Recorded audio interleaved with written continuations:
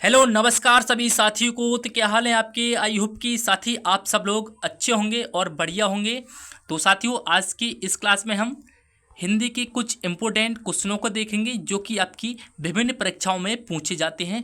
जैसे आपकी यहाँ पर यूपी पुलिस में पूछी जाती है, साथ ही यूपी एसआई में पूछे जाते हैं और आपके यहाँ पर यूपी जेल वार्डन में पूछे जाते हैं। इस तरह के साथी अगर आपकी किसी भी एग्ज़ाम में अगर आपकी हिंदी पूछी जाती है तो साथियों इस वाली क्लास को आप लास्ट तक ज़रूर देखते रहना। क्लास काफ़ी ज़्यादा इम्पोर्टेंट रहने वाली है। तो साथियों हमने इस क्लास में सभी क्वेश्चन सिलेक्टेड और इम्पोर्टेंट रखे हैं, तो क्लास को लास्ट तक देखना। बाकी साथियों आप हमारे चैनल पर पहली बार आए हैं तो चैनल को सब्सक्राइब करके वीडियो को लाइक ज़रूर कर देना और साथ में बेल नोटिफिकेशन को ऑल पे कर देना ताकि नई वीडियो की नोटिफिकेशन आपको सबसे पहले मिल सके। तो चलिए साथी क्वेश्चन से स्टार्ट करते हैं आज की क्लास को। तो हमारा पहला क्वेश्चन है पथभ्रष्ट में कौन सा समास है। तो पथभ्रष्ट में कौन सा समास होगा साथी, आप बताइए।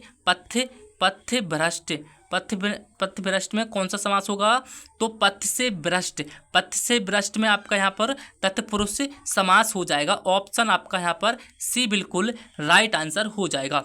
चलिए अगला क्वेश्चन देखते हैं। निम्न में अल्प प्राण व्यंजन कौन सा है। अल्प प्राण व्यंजन कौन सा है साथी। तो अल्प प्राण व्यंजन क्या साथी, खा हो जाएगा, गा हो जाएगा, घा हो जाएगा या फिर ठा हो जाएगा। तो साथी आपका यहाँ पर अल्प प्राण व्यंजन आपका यहाँ पर गा हो जाएगा। ऑप्शन आपका बी बिल्कुल सही जवाब हो जाएगा। तो साथी इंपोर्टेंट नोट्स को भी देख लेते हैं एक बार। अल्प प्राण व्यंजन प्रत्येक वर्ग का प्रथम तृतीय व पंचम वर्ण और अंतःस्थ व्यंजन या रा, ला और वा, ये साथी आपके अंतःस्थ व्यंजन हो जाएंगे। अगला है हमारा महाप्राण व्यंजन द्वितीय व चतुर्थ वर्ग तथा समस्त ऊष्म वर्ण महाप्राण होते हैं, आपको ध्यान रखना है। चलिए अगला क्वेश्चन देखते हैं। अगला क्वेश्चन है साथी हमारा संख्या गमन का संधि विच्छेद क्या होगा। संख्या गमन का सही संधि विच्छेद आपको कौन से ऑप्शन में दिखाई दे रहा है। तो साथी बताइए आपका बिल्कुल करेक्ट आंसर कौन सा है। तो साथी इसका जो सही बिल्कुल और 100% साथी आपका ऑप्शन ए में आपका सही दिखाई दे रहा है। सखी प्लस आगमन, क्या सखी प्लस आगमन आपका ऑप्शन ए में आपको दिखाई दे रहा होगा। बिल्कुल सही संधि विच्छेद किया गया है। तो सखी प्लस आगमन साथी आपका यहाँ पर संधि विच्छेद हो जाएगा। बात करें संधि की तो साथी आपकी इसमें यड़ संधि हो जाएगी। क्या साथी, यड़ संधि हो जाएगी। नियम की बात करें तो ई प्लस और आ मिलाकर आपका यहाँ पर या हो जाएगा। ई प्लस और आ मिलाकर आपका यहाँ पर या हो जाएगा। तो चलिए समझ में आ गया होगा। चलिए नेक्स्ट क्वेश्चन देखते हैं। नेक्स्ट क्वेश्चन है हमारा ट्रिपल एक्स रेखांकित चिन्ह का कौन सा है साथी। इसका चिन्ह बताइए कौन सा होगा। लोप सूचक हो जाएगा, स्थान सूचक हो जाएगा या फिर समाप्ति सूचक हो जाएगा या फिर टीका सूचक हो जाएगा। तो साथी इसका क्या हो जाएगा, लोप सूचक चिन्ह। क्या हो जाएगा साथी, लोप सूचक चिन्ह हो जाएगा। और लोप सूचक आपको ऑप्शन ए में दिखाई दे रहा होगा। तो साथी ये लोप सूचक का चिन्ह आपको ध्यान रखना है। चलिए नेक्स्ट क्वेश्चन देखते हैं। जिनका प्रयोग निश्चित शब्द समुदाय या पूरे वाक्य का अतिरिक्त भावार्थ प्रदान करने के लिए होता है उसे क्या कहते हैं। उसे क्या कहते हैं, समानाधिकरण कहते हैं या फिर व्याधिकरण कहते हैं या फिर विस्मयादि बोधक कहते हैं या फिर निपात कहते हैं। तो साथी इसका सही आंसर हो जाएगा निपात। अब निपात किन किन भाइयों का आया बिल्कुल सही बताएंगे साथी कमेंट करके। ऑप्शन आपका यहाँ पर डी बिल्कुल राइट आंसर है। निपात की बात हो रही है। निपात बेअव्यय शब्द जो किसी शब्द या पद के बाद लगकर उसके अर्थ में विशेष प्रकार का भाव या बल उत्पन्न करते हैं, जैसे तो, तक, भी और ही आदि। ये साथी इस तरीके से। अगला क्वेश्चन देखते हैं। संकर शब्द का अर्थ क्या होगा। संकर शब्द का अर्थ, तो संकर शब्द का अर्थ हो जाएगा दो भाषाओं के शब्दों से मिलकर बना शब्द। ऑप्शन आपका यहाँ पर डी बिल्कुल सही जवाब हो जाएगा। संकर के उदाहरण देखते हैं साथी, संकर शब्द के उदाहरण। जैसे रेलगाड़ी होगी आपकी, रेल आपकी अंग्रेजी का शब्द है और गाड़ी आपका हिंदी का शब्द है। तो दो भाषाओं के शब्दों से मिलकर बना शब्द को साथी क्या कहते हैं? संकर शब्द कहते हैं।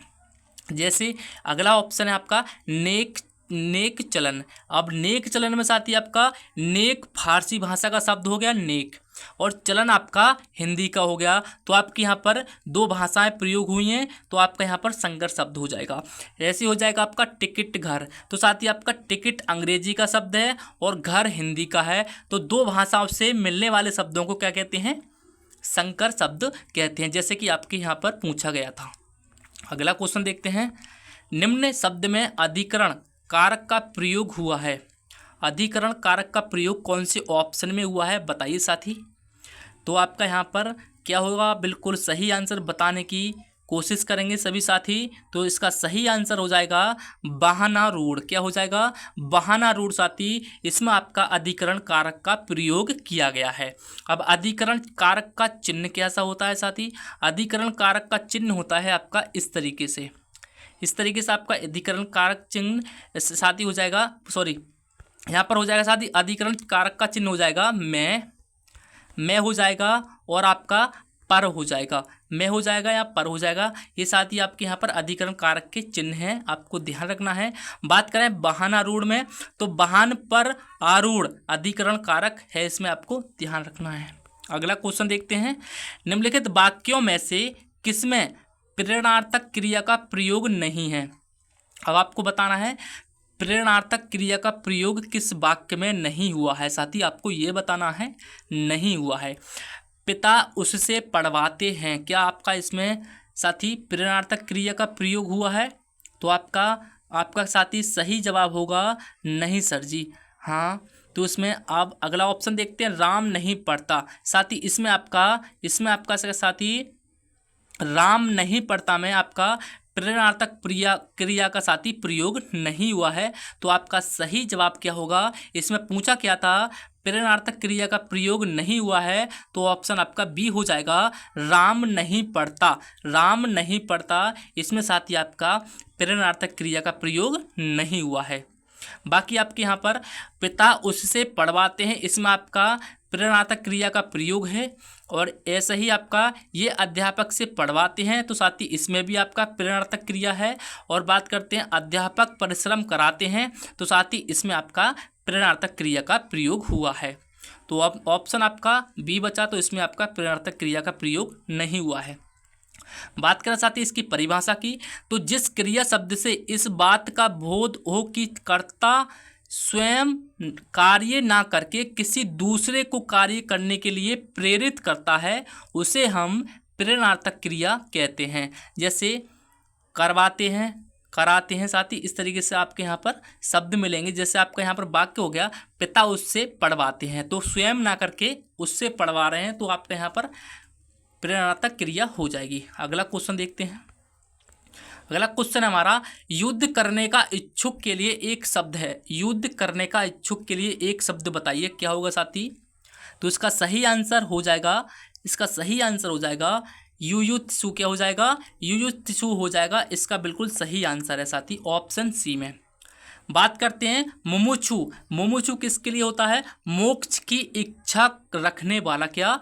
मोक्ष की इच्छा रखने वाला साथी मुमुक्षु कहलाता है। बात करें साथी जिगीसा। जिगीसा में साथी क्या होता है? जीतने की इच्छा। जीतने की इच्छा के लिए एक शब्द आपसे पूछूं तो आपका जवाब होगा साथी जिगीसा। बात करें साथी जिज्ञासु। जिज्ञासु की बात करेंगे तो आपका होगा जानने की इच्छा रखने वाला के लिए एक शब्द क्या होगा? तो आपका सही जवाब हो जाएगा साथी जिज्ञासु। तो इसी तरीके से आपके यहाँ पर प्रश्न पूछे जाते हैं, तो इनको भी आप एक बार देख लेना। बात करते हैं अगले क्वेश्चन की। तो अगला क्वेश्चन है, अवगुंठन का अर्थ क्या होगा साथी? अवगुंठन का अर्थ क्या होगा? घूंघट, अंगूठा, गांठ बांधना या फिर गूंथना। तो इसका सही आंसर है साथी घूंघट। अंगूठन का क्या होगा साथी? घूंघट हो जाएगा। चलिए आपका ऑप्शन ए बिल्कुल सही जवाब है।